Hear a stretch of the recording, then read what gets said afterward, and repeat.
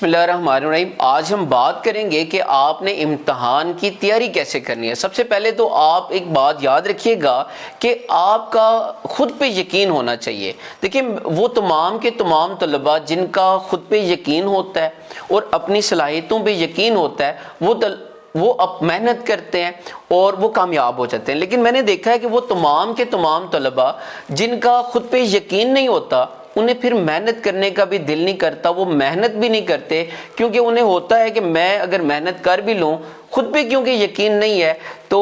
وہ کامیاب نہیں ہو پاتے۔ سب سے پہلی بات تو یہ ہے کہ آپ کا خود پہ اور اپنی صلاحیتوں پہ یقین ہونا چاہیے کہ اگر میں محنت کروں گا تو میں کامیاب ہو جاؤں گا، اور ان تمام لوگوں کو غلط ثابت کرنا ہے جو کہ یہ کہتے ہیں کہ تم نہیں کر سکتے۔ دوسری بات یہ ہے وہ ہے جی ڈر۔ میں نے دیکھا ان 12-13 سالوں میں دیکھا کہ بہت زیادہ ایک تعداد ہوتی ہے اسٹوڈنٹ کی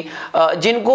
امتحان کی تیاری سے زیادہ امتحان کا خوف اور ڈر ہوتا ہے۔ کہ یاد رکھیے گا یہ جو ڈر ہوتا ہے نا یہ بڑی اچھی چیز ہے۔ ڈر اس بات کی علامت ہے کہ آپ پڑھائی کو لے کر سنجیدہ ہیں، آپ پڑھنا چاہتے ہیں اور آپ ایک بامقصد زندگی گزار رہے ہیں۔ یہ ڈر ایک اچھی چیز ہے، لیکن ایک حد سے زیادہ جو ڈر ہوتا ہے وہ آپ کو کچھ کرنے نہیں دیتا، وہ آپ کو ناکام بنا دیتا ہے۔ نپولین ہل اپنی کتاب تھنک اینڈ گرو رچ میں بتاتا ہے، وہ کہتا ہے کہ انسان کی کامیابی کا سب سے بڑا دشمن وہ خوف اور ڈر ہے۔ یہ ڈر کہ میں کچھ ہو جائے گا، مجھ سے غلط ہو جائے گا، ڈر جو ہوتا ہے ایک حد سے زیادہ وہ آپ کو قدم نہیں اٹھانے دیتا۔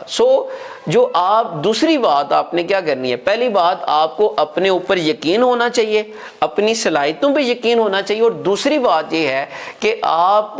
ڈر اور خوف کو ختم کر دیں۔ تیسری بات یہ ہے کہ اسٹوڈنٹ کی ایک بڑی تعداد ہے جو کہ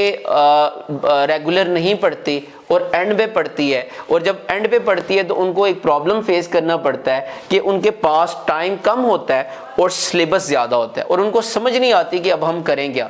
میں یہ کہتا ہوں کہ آپ کی زندگی میں ہر سٹیج پہ آپ کے پاس دو راستے ہوتے ہیں، اور پہلا راستہ یہ ہوا ہے کہ جو آپ کے پاس ٹائم بچا، آپ نے محنت نہیں کی، اس کے اوپر آپ پچھتاتے رہیں اور کچھ بھی نہ کریں۔ دوسرا راستہ یہ ہے کہ جو ہو گیا سو ہو گیا، اس کو بھول جائیں، اور جو ٹائم رہ گیا آپ اس کو یوٹیلائز کریں اور آپ محنت شروع کر دیں۔ اب آپ یہ دیکھیں یہ جو پچھتاوا ہوتا ہے نا، پچھتاوا طارق بلوچ صحرائی کہتے ہیں کہ پچھتاوا انسان کی باقی زندگی کو ضائع کر دیتا ہے۔ اب جو ہو گیا وہ واپس نہیں پلٹ سکتا، آپ اس کو چینج نہیں کر سکتے، اور اس کو سوچتے رہیں گے تو آپ کا جو باقی تھوڑا سا ٹائم رہ گیا ہے تو وہ بھی ضائع ہو جائے گا اور آپ کچھ نہیں کر پائیں گے۔ آپ دوسرے راستے کو اپنائیں کہ جو ٹائم آپ کے پاس بچ گیا ہے آپ پوری نیک نیتی کے ساتھ محنت کریں، دن رات ایک کر دیں۔ Some thing is better than nothing. دیکھیں کچھ نہ ہونے سے کچھ ہونا بہتر ہے۔ اور چوتھی بات یہ ہے کہ میں نے اکثر یہ دیکھا ہے کہ بچوں کو سارا آتا ہوتا ہے، لیکن پیپر کے اندر جب وہ بیٹھتے ہیں وہ جو 2 گھنٹے کا یا 2.5 گھنٹے کا جو ٹائم ہوتا ہے وہ ایک بورنگ ان کو لگتا ہے، اور ایگزامینیشن ہال میں 2-2.5 گھنٹے گزارنا ان کو مشکل لگتا ہے، لہٰذا وہ جلدی جلدی میں پیپر لکھ کے آ جاتے ہیں اور غلطیاں کر دیتے ہیں۔ آپ سمجھ لیں کہ آپ کا پورا جو سال ہے جو آپ نے محنت کی ہے وہ ایک سائڈ پہ، اور جو وہ پیپر ہے 2-2.5 گھنٹے کا ٹائم وہ اس سال سے زیادہ قیمتی ہے، اس کا ایک ایک منٹ قیمتی ہے۔ آپ جب ایگزامینیشن ہال میں بیٹھیں پورے اعتماد کے ساتھ بیٹھیں اور آپ یہ سوچ کے پیپر دیں کہ اس پیپر سے، اس 2 گھنٹے سے میری اور میرے گھر والوں کی زندگی چینج ہو جائے گی، لہٰذا میں نے کسی قسم کی غفلت نہیں کرنی، کوئی جلد بازی نہیں کرنی،